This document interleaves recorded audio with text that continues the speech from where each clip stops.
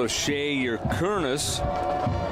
The kick with the left foot is going to be up and good, as that is a field goal by Matthew O'Brien of 22 yards. And with 5:46 to go in the opening quarter, it is Nimme trailing Tyler Junior College 3-0. One wide out, one slot on the right side, a wing on the left, and a man in motion, and Pavia rolling out. He's got running room if he wants. He flips it downfield towards the end zone, and it is caught. Touchdown, Nimme, Jalen Smith. And a flag after the fact. I don't know if there was jostling or celebration, but Jalen Smith went up the ladder to make that catch. This will be a 28-yard attempt by O'Brien. He's already hit one from 22, and that is up, and that is good. 13-19 to play in the second quarter. It is Nimme 7 and Tyler Junior College 6. Pavia and company now back out there for Nimme. They're up by a point. We'll see what they do on offense. Man goes in multiple motion, and now they're going to flip it back to Pavia. He's looking. He's going to gun it downfield. Has a man, and incomplete, or is it a catch? They're going to say he caught it at the 11-yard line. Malik Phillips, we just talked about his speed. How about that? He almost got run over by the defender. I was waiting for a flag on that one because the defender never turned his head, just kind of ran into our receiver. But great concentration there by Malik Phillips. See if the Broncos can push this back into the end zone again. 2nd and 6, and this goes to the left side, and Phillips going towards the pylon, and he is in. Touchdown, Malik Phillips. Wow. 8-yard run, and that drive was pretty much all Malik Phillips to play. Booty back to pass. Now he's going to run. Just a straight run. Slides into first base, if you will. They will mark him at the 27. Jeff Gunn, by the way, the SID here at Tyler Junior College, too, so he's double dipping here. That's why I was talking to Gene Dow, our producer, to see what we could do about the ref mic. Sorry. Ordinarily, you don't talk over the air, but, I mean, you don't do 5 jobs at the same time usually either. So, you know, there you go. So, and there's a pick. I thought that was going to be underthrown. It is a pick by Nimme, and running it back, Trey O'Gwin, the defensive back, 5'11", 180 out of Peoria, Arizona, and O'Gwin coming up with a big play. Came in with 16 tackles. Now he's got a pick. 2nd and 5. Ball's on the 6. Pavia will roll out to his right. He's going to throw a corner of the end zone, and that is a catch, and that is a touchdown. Touchdown, Nimme, as that was an outstanding catch. As hauling that in was Jalen Smith. Wide open in the back corner of the end zone, and that's what happens. 4 straight runs. You got Tyler back on their heels. They're starting to stack the box. Yeah, Pavia does the play action, sucks the linebackers in, and it's wide open right out there in the back flats of the end zone. Man in motion to the left side was Akarea. And the delayed handoff, and that's going to go to Dingle, and Dingle gets across the 45 to the 46 on a nice burst of speed. Gain of 11 and a first down, and now pushing and shoving and jowling and everything else. I'll say this is a rivalry game. Yes, sir. Brings up 3rd and about 4, maybe 3. Booty will run it himself. He's going to have the first down and get near the 40. They'll give him the 40. They move the chains, first down. That was just a quarterback option all the way. He didn't think about it. He knew he was going to receiver on the right side, along with Akarea. Trips on the right. Booty Handed the ball off and still on his feet and down the left sideline near the 20. That was an outstanding run by Dingle, who has that power and speed, and he just kept firing those legs and kept going downfield, and they get him to the 18-yard run by Malik Phillips, who had a big catch during that drive as well, and a 6-yard pass, Pavia, to Jalen Smith to make it 21-6. Now it's 4th down, but I don't see a field goal kicker in there. So here we go, folks. No, I had the feeling just looking at the body language and the personnel on the field, they're going for this all the way. They just wanted to talk things over on what play they wanted. And we'll see what Booty does here. Booty gets a snap. He's looking. He's going to float it towards the end zone. Up for grab. And there is a pick in the end zone as that was picked off by Joseph Norwood. Wow. 2 picks already in the game. The Bronco defense has come to play, folks. 2nd down and 10 at the 26. Nimmie with the lead, 21-6 with 2:14 counting down in the 2nd quarter. Booty looking, throws the left side right into the hands of a defender, and here comes Nimmie the other way as that is picked off by Joseph Norwood, and Norwood uses a block and gets all the way to the 37. Another pick of General Booty. Wow.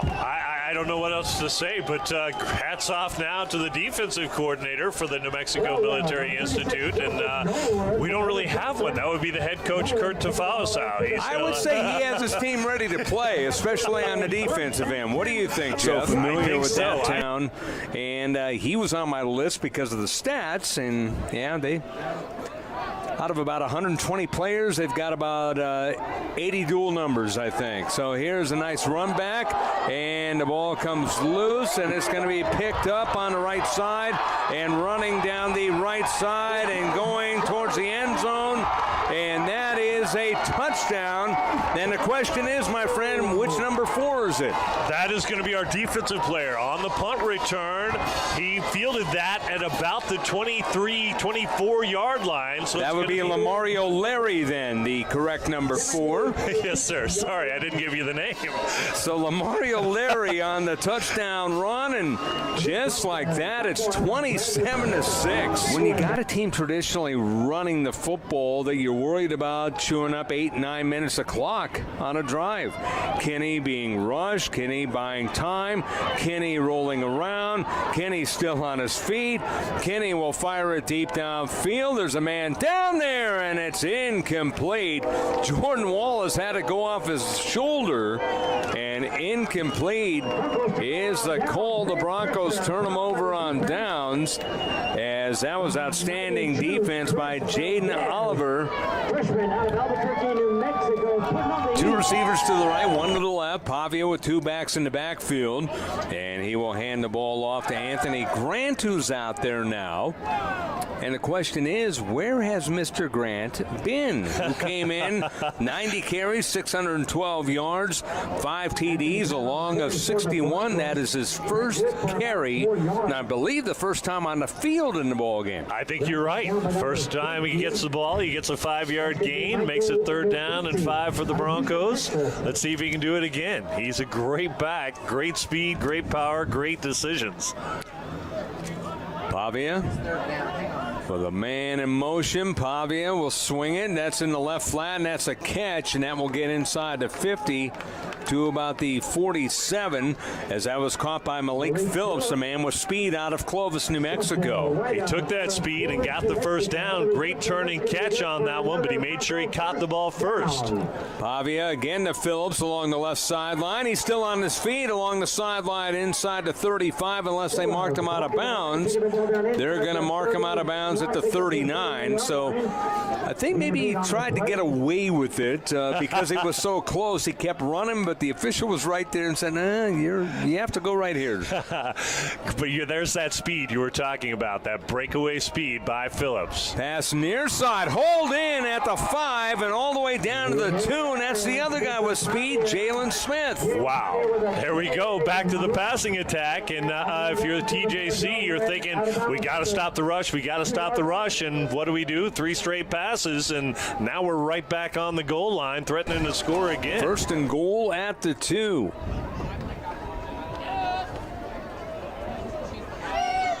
Give straight ahead and running into the end zone, Anthony Grant. Touchdown, Nimmie. All right, good to see Grant get the pay dirt on that, get a couple of the carries under his belt. Pretty good return there. We're all looking at the same little roster sheet, by the way. Yes. So the guessing is on the throw right side, and that is a catch, and that is at the 25-yard line as that is hauled in by Jordan Wallace. Big catch by number 17. Good throw there. Jordan Wallace. Defense gave up the big play on that one. Great ball by the quarterback, getting it correctly, and I am probably mispronouncing it. So. Well, it depends. It does depend. I know how it was pronounced at UNM for Tuioti, but could have dual pronunciations. Here's Kenny throwing end zone on a busted play, and busted no more. That is a touchdown, Nick Rempert. Touchdown, Tyler. How about pulling a rabbit out of your hat? You certainly did. Broncos did everything right on the defensive line side, and the backs just didn't hold their coverage. I think they got wide-eyed thinking that we were going to get a sack and kind of got caught flat-footed there. There was your ref mic, by the way. Yes, I heard it that time. That was nice. Gene Dow to the rescue, I believe. Our producer here for KSVP.com. Flip on the right side. Grant gets to the outside. He's showing off his speed. He's inside the 40. And Grant all the way. We'll see where they mark him. They'll mark him at the 37. And, how about a guy like this? It's not all the time, but today coming Phillips on the right side. Phillips in motion. Phillips gets the carry. He's got running room. He's at the 20 to the 15 left sideline. He is inside the 5. Good spin move there, and he'll get all the way to about the 2-yard line. Malik Phillips, just beautiful speed, and he can maneuver. The entire left side of the offense, receivers, running backs, kind of moved toward the quarterback, and the official finally said, hey, guys, you can't do that, and threw the flag. That was very interesting. I've seen a lot of penalties, but that one kind of takes a cake. We have been doing that double shift. And there they go again. See? They have the double shift from the left to the right. And give to Grant, and he just lost the defense. Touchdown. Your PA announcer does a little sound effect saying, whoop, and that's exactly what Grant did. 8 yards for the score. It's amazing, his speed, so he's definitely not injured. No, not after those last couple of runs. That little sidestep right there, and then nobody beats everybody to the outside, but making that miss, that was the key. We are right back there. here at the Wool Bowl. The sun has gone away from the field here on this beautiful day. We got the moon up in the air to our right, and that's a very nice scene. But the lights haven't taken effect yet, but darkness is starting to set here on this early evening ball game at the Wool Bowl. Here's Kenny, hit as he throws on the left side, and that is going to be a catch beautifully by Jordan Wallace. Wallace has been coming up big. He's had several receptions, set up that touchdown for TJC, their first touchdown of the game. Now he's made a couple more receptions, and he's come out to play here in the second half. No, he really has, and that was a tough one as he had a defender in his grill on a underthrown ball because Kenny was just whacked on the play. And Kenny rolling out to his right, being pressured, throws a dying quail up in the air, and that is going to be easy pickings, and it is a pick. There's a flag thrown, so we'll see what is called as Corey Quarterman made the interception, and then a big hit. Pavia with a man going in motion to the right side, and Pavia will fling it to the right side to that man, and that is a catch by Patrick Charles, and Charles will motor his way inside the 25 to about the 21. Even though in games like this, 42-13, you don't often see passes, it almost worked like a run to the outside because he saw it coming, he went in motion, and it's like a just simple screen pass. It certainly was, and he was wide open. There was no threat. There was nobody. Pavia looked once and twice just to make sure there wasn't an outside linebacker who's going to creep in and try and get the pick. First and 15 at the 23 of Tyler.